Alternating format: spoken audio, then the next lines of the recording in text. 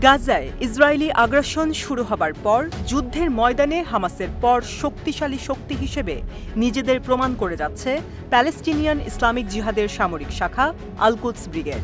ইসলামীপন্থী এই সামরিক সংগঠনের গেরিলা আক্রমণের সামনে কোনোভাবেই দাঁড়াতে পারছে না দখলদার সেনারা।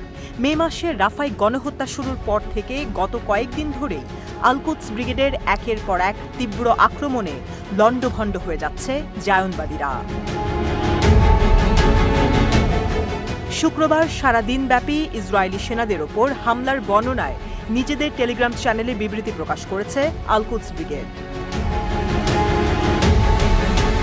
এদিন সকালে প্রকাশিত প্রথম টেলিগ্রাম বার্তায় বলা হয়, গাজার জাবালিয়ার পূর্বাঞ্চলে দখলকৃত কারখানার সামনে সেনা সমাবেশ ও সাজোয়াজান লক্ষ্য করে আমাদের সেনারা 60 ক্যালিবার ভারী মর্টার শেল দিয়ে হামলা চালায়।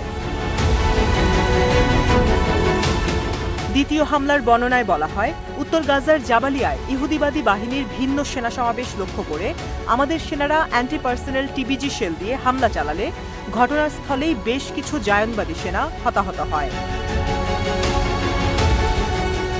তৃতীয় হামলার বর্ণনায় আল-কুদস ব্রিগেড জানায়, আমাদের গেরিলারা জাবালিয়া ক্যাম্পের আল আইশ সড়কে একজন জায়নবাদী সেনাকে স্নাইপার দিয়ে গুলি করলে ঘটনাস্থলেই সেই সেনা মৃত্যুবরণ করে। চতুর্থ হামলার বর্ণনায় উল্লেখ করা হয়, আমাদের জনগণের ওপর গণহত্যার প্রতিবাদে আল নাসর সালাহ আল-দিন ব্রিগেডের সাথে একটি যৌথ প্রয়াসে আল-কুদস ব্রিগেডের যোদ্ধারা অবৈধ ইহুদি বসতি দেরতকে লক্ষ্য করে রকেট ব্যারেজ হামলা চালায়। পঞ্চম হামলার বর্ণনায় প্যালেস্টিনিয়ান ইসলামিক জিহাদের এই সামরিক শাখা জানায়, অনেকক্ষণ ধরে পর্যবেক্ষণ করার পর আল শিবলি মসজিদের আশপাশে অবস্থানরত সেনা ও সাজোয়াজানকে লক্ষ্য করে আমাদের সেনারা ভারী ক্যালিবারের মর্টার শেল দিয়ে ভয়াবহ হামলা চালায়। এতে বহু ইসরায়েলি সেনা হতাহত হয়েছে বলে নিশ্চিত করেছে আমাদের যোদ্ধারা।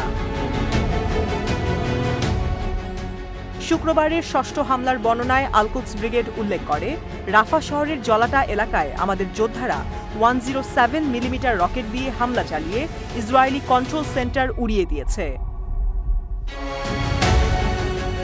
সপ্তম হামলার বর্ণনায় উল্লেখ করা হয়, দখলদার সেনারা রাফা শহরের আল-তাবাইন মসজিদে আগ্রাসন চালাতে আসলে আমাদের যোদ্ধারা তাদের লক্ষ্য করে ভারী মর্টার শেল দিয়ে বোমাবর্ষণ করে। অষ্টম হামলার বর্ণনায় আল-কুদস ব্রিগেড জানায়, জাবালিয়ার ইজবেত মেলিন এলাকায় একটি ভবনে দখলদার বাহিনীর একটি স্পেশাল ফোর্স আশ্রয় নিলে আমাদের যোদ্ধারা সেই ভবনকে লক্ষ্য করে অ্যান্টি পার্সোনেল টিবিজি শেল দিয়ে হামলা চালায়। এতে ভবনের ভেতরে থাকা জায়নবাদী সেনারা হতাহত হয়। দিনের সর্বশেষ হামলার বিবরণে ইসলামপন্থী এই সামরিক সংগঠনটি জানায়, গাজার আল কাশেফ এলাকায় দখলদার বাহিনীর জড়ো হওয়া কয়েকটি সেনাকে লক্ষ্য করে ভয়াবহ মর্টার হামলা চালায় আমাদের যোদ্ধারা। এতে শত্রু শিবিরে হতাহতের ঘটনা ঘটে।